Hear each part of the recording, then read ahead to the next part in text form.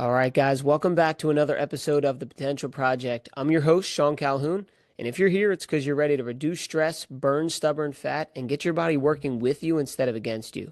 On this podcast, we're all about simple, no BS strategies for fitness, nutrition, and lifestyle.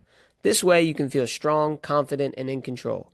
I'll give you the tools, mindset shifts, and habits to help you look and feel your best without spending hours in the gym or stressing over every single meal. Now, let's get into it. What's going on? Welcome back to another episode of The Potential Project. Now, this week, I'm going to break down my thoughts and experiences from Hyrox DC that I just completed this past weekend if you're listening to it live when this is released. Now, if you don't know what Hyrox is, I did an episode about the other one that I did, but it is a fitness race, and it's become very popular around the world now. And without going into too much detail and making this whole episode about the race itself, what it is there are 8 different challenges of exercises followed by a 1 kilometer run. So for example, you do a 1 kilometer run, and then you go into the middle of this track and you do the ski erg, which is an exercise machine for 1,000 meters. And then you run another 1,000 meters, go back into the exercise area, and you do a different exercise. So there's 8 different exercise components followed by a 1 kilometer run. And the goal of the race is to get done as fast as you can. It's all timed. You have an ankle little chip monitor going on. And this time I did it with my good friend Paul. We did the Hyrox in New York sometime last year together as well. So this time we did it in Washington, DC together as well. And I'm very proud that we did it. I'm happy that we did it, and I'm proud that we finished. But the truth is, I know I was not prepared the way that I needed to be. I felt like I let Paul down. I felt like I let myself down in a way. And there were a lot of lessons, and one that particular that we're going to talk about today that came from this experience. I feel as though when you do hard things in life, you can learn lessons very easily if you're willing and open to receive them. Now, you can learn lessons from other things and easy things and all experiences in life, but I think why people crave to do hard things, whether they know it or not, is that is a fast path to growth. Not only do you challenge yourself to get better, but you are able to learn a lot from them. Now, like I said, I'm very proud that we did it, but I think it's important that I decompress the lesson that I learned and how it applies to you in your life. So again, it is a fitness race. It's a very challenging thing to do, right? Like, again, it was not easy. I'm not saying that I went in there and I was totally unprepared. I do exercise, but the point I'm trying to make is I've done this race before. And the cool thing about Hyrox is it doesn't change, right? It's the same events in the same order. You just have to try to get better at it, right? Which is really cool because then you can see where you can improve. So Paul and I did the Hyrox in New York. I experienced that. I knew what it took to get better. And a couple months went by and he said, "Hey, do you want to do the one in DC?" I said, "Sure. There's plenty of time to get ready for this." Well, I did not prepare properly. I knew that it involved a lot of running and that I needed to get better at running. And I knew that it involved a lot of cardiovascular, like interval training, like allowing your heart rate to be comfortable at a higher level and be able to reduce your heart rate while exercising. So for example, you have to push a sled in one of the events, and then after you get done pushing a heavy sled, you have to then go run. So after all of these events, you continue to run. It's not like you get a break. So your heart and your lungs need to be able to stay at a heavy heart rate, but then still move and reduce your heart rate while you're running after that event. And that is something that I knew was necessary to do this at a better level. Not that it was going to make it easier, but I would have felt more prepared.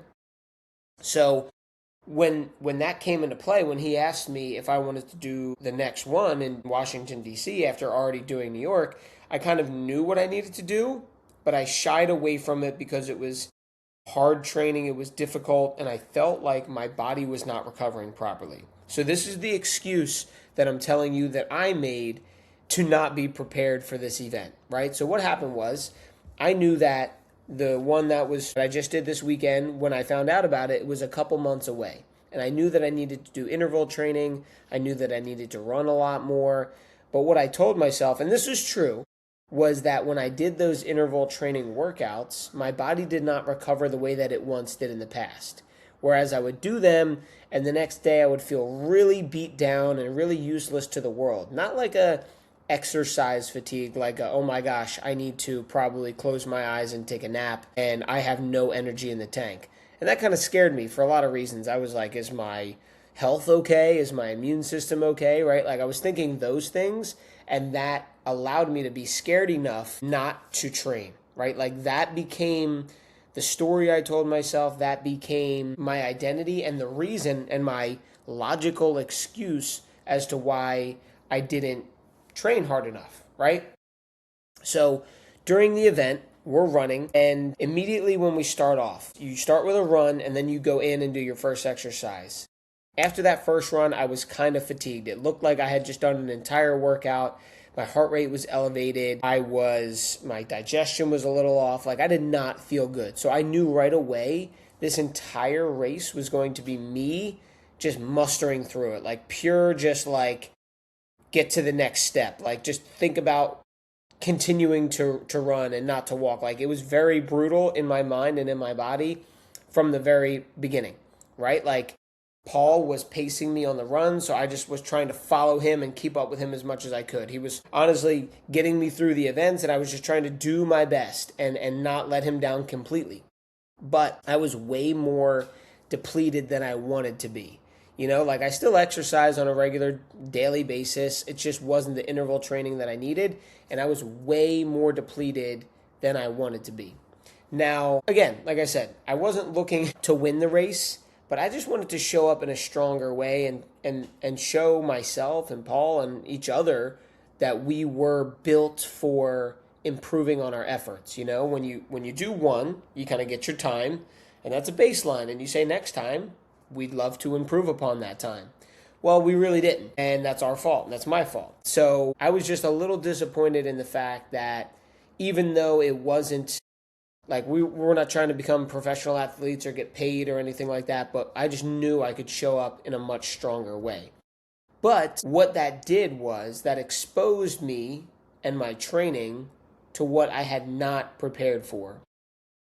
So, I mean, I know that if I would have trained properly, my body would have felt better. I wouldn't have felt as fatigued mentally and physically. My breathing would have been a little bit more calm. My heart rate would have been settled. I wouldn't have felt like I was about to throw up half the time, and I wouldn't have been as beat down after the race. Now, I'm not too sore or anything like that, but more fatigued than I would have liked to be. So the point and kind of like the whole reason why I'm talking about this to you is that there is so much growth and so much like necessary that comes into the preparation of things in your life that it is way more important and way less painful than the act of not preparing, right? So the pain of training for this race, preparing, practicing, and being disciplined beforehand is very tiny compared to the pain of what I experienced, of getting exposed later during that race by my lack of preparation. Now, this took us an hour and 13 minutes. So in the grand scheme of things, not a very long time of pain, but I basically suffered my way through that entire race. And that pain that I experienced and the after effects of how my legs and my body felt is much greater than what I thought was going to happen if I trained properly, right? Because preparation for anything is uncomfortable. And in the midst of it, it's not go time, right? It wasn't time for the race, or it's not time to give the presentation at work or whatever you're preparing for. But the thing that you're doing seems uncomfortable, and it seems like you can kind of skip it or not give it your all because it's not the final destination yet. Because it asks a lot from you, right? It forces you to be disciplined before that actual moment that you're striving for arrives. But when you avoid that discomfort, it's not removing pain, it's just delaying it, right? And usually that delayed pain that you're pushing off from preparation is much harder, much bigger. It's probably more public, and it's more costly to you if you don't prepare. You get what I'm saying, right? Like, I knew that I should have done trainings and runs and pushed myself leading up to the race, but I chose not to because that excuse in my head was letting me get off easy, and it was going to be uncomfortable, and I was going to have to make my schedule change so that I could fit in those trainings, and I allowed the excuses to be bigger than my goal, and therefore I didn't train properly. But what I'm saying is the race, the pain of it, the physical pain, the mental pain, and the psychological pain of saying I kind of let myself down is much greater than what it would have taken for me to just do those workouts and made it happen anyway. So you might be saying, well, Sean, I don't plan on doing one of those races. I don't plan on running a marathon or anything crazy. And that's totally fine. You don't have to do these intense physical endeavors in your life to experience this same exact thing. And this is why I love fitness and health so much, is because when you exercise and when you prioritize becoming, more physically fit and healthier, it applies to everything in your life. You just have to know how to draw the comparison. That's why I do these episodes a lot, because I'm trying to draw comparisons of health, fitness, exercise, eating healthy, and show you how it can make your life better in all other areas, which is why you prioritizing your health is a catalyst to living a better life. It is, first of all, it's almost a prerequisite, right? You can't live your best life if you're unhealthy, because all you're going to want to do is become healthy. So once you have that, though, and you learn how to take these lessons and extract them from what you're doing with your health and apply them to your relationships, your career, your family, all other things, you're going to know what it takes to win and be successful in those areas. So let me just give you an example, right? Like the discomfort of you having to budget is less painful than the stress of financial chaos, we'll call it. So yes, it takes a couple minutes each day or each week. I like to do it every week, where you budget your money out and you know where you're allocating it. That's annoying, right? You have to get real with yourself. You might have to live below your means, or you should at least. But that's a lot less painful than, oh my gosh, the bills are due. I don't know where my money's at. I don't know where I spent it. Like, that's very frustrating and anxiety ridden. And it's much more painful than what it takes to do a weekly sit down on your laptop or even on paper and budget out your money. Hey, hope you're loving the episode so far. Thanks for spending some time with me. I got a quick favor to ask. Make sure you're subscribed to the podcast, because that's how I know you're getting value from the show. And this way, you never miss an episode. All right, now back to the show. Or if you've ever had to have hard conversations, the discomfort of that hard conversation with your partner, your children, your coworkers, whatever, is way less painful than the consequences of feeling resentment for that person. I promise you, right? Like, if you ever have experienced resentment, it's probably because the communication was not as good as it needed to be. If you're going through some troubles in your relationship and you just sit down and talk about it, that's the fastest way to heal or get past the relationship. But if you don't, you then start resenting people and being like spiteful towards them on situations where you shouldn't. Like, little things are going to start to tick you off and really fire up some emotions. Another one more related to your health. Let's say, the discomfort of preparing your meals once a week is less painful than the consequences of neglecting it, because now you're like, oh my gosh, I don't have lunch at work. I have to eat something quick. Then you're malnourished and you're irritable and you're not able to lose the weight because your body doesn't have enough nutrients, and you're just in this cycle. So yes, is it uncomfortable to prepare some meals or to weigh your meals out and to calculate your macros? Yeah, that stuff's annoying and it's uncomfortable, but not as uncomfortable as staring at yourself in the mirror and being dissatisfied and being frustrated that you can't figure it out, or that I don't know why I just feel this way. I have low energy. I have this stubborn belly fat. Like, all of that stuff is way more uncomfortable than just preparing your meals or tracking your food in an app and counting your macros and getting to the gym. So I don't mean to beat a dead horse here with all of these examples, but you see how it applies to multiple areas in your life, and specifically for your health. Like, there's no new formula out there. We need to eat real foods.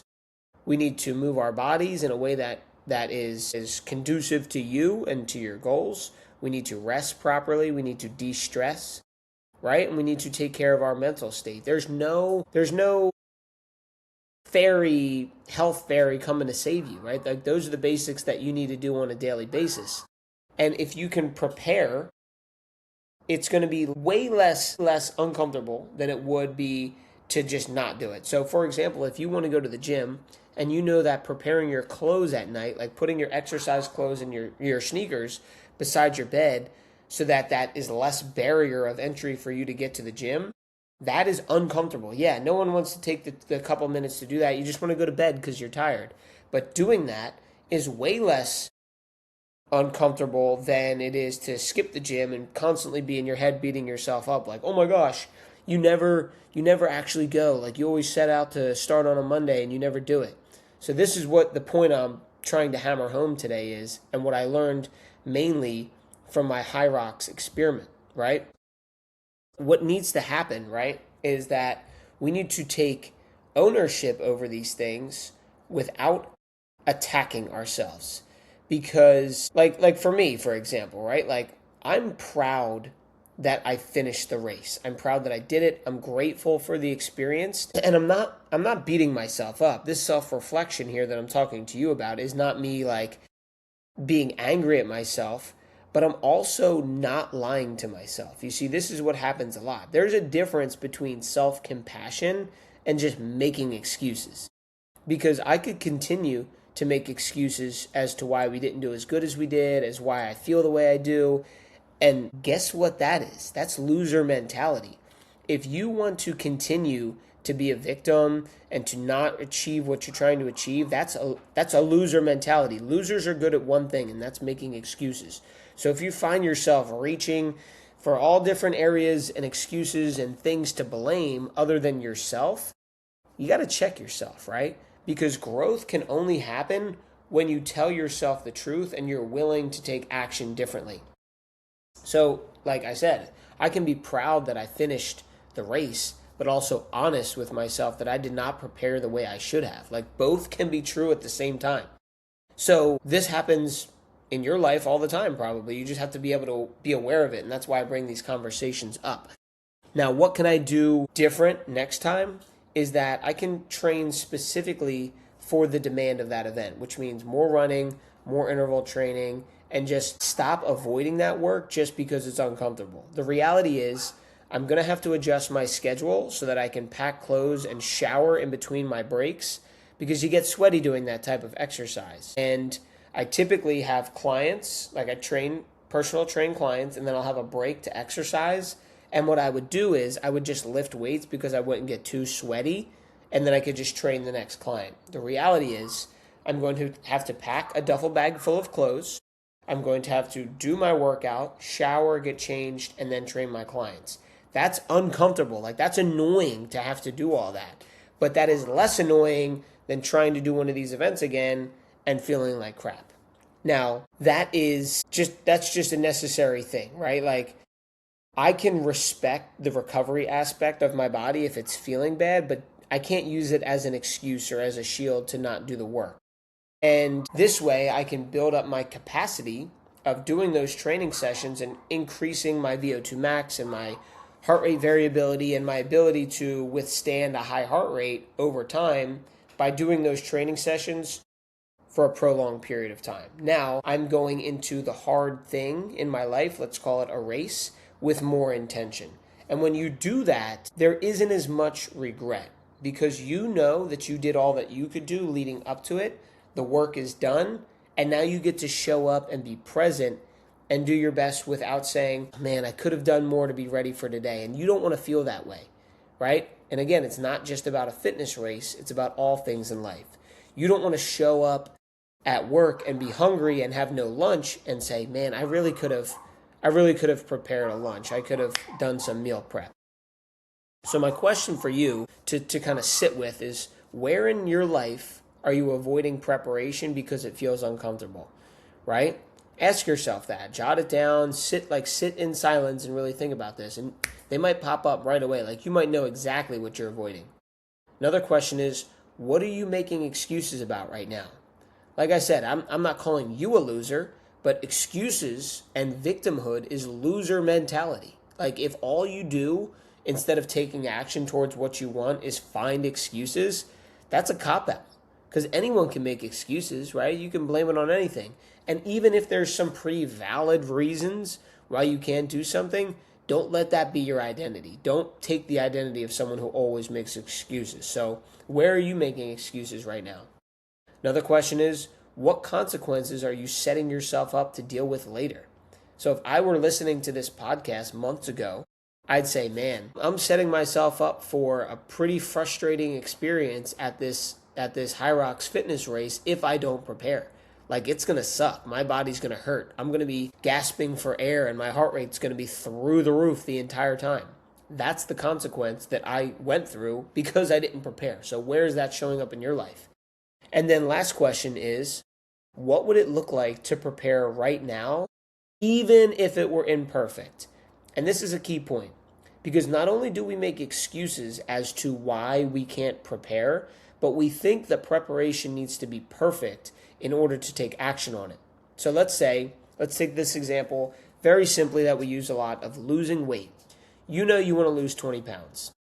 There doesn't have to be a time limit, but let's say it's in the wintertime and you want to lose it before summer so that you can enjoy your summer at the beach, right? The common, I know it's so cliche and I don't like talking about it, but just for easy sake. So you know you have a few months until summer comes and you want to lose 20 pounds, right? You've got it all planned out. You know you need to go to the gym 3 times a week. You need to walk a certain amount of steps daily. And you know you probably need to do some meal prep or make your portions smaller. Like, you have the basis of what you know you need to do in order to achieve that goal.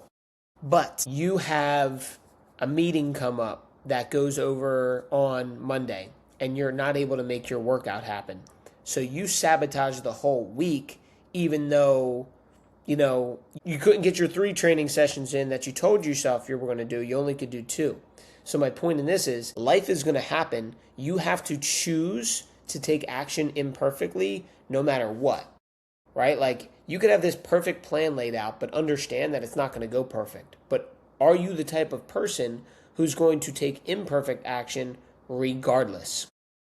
So that's what I want to leave you with. Those are a couple questions that you can really ponder on and really, implement into your own life. So the lesson that I learned from yesterday to kind of close this one up is simple.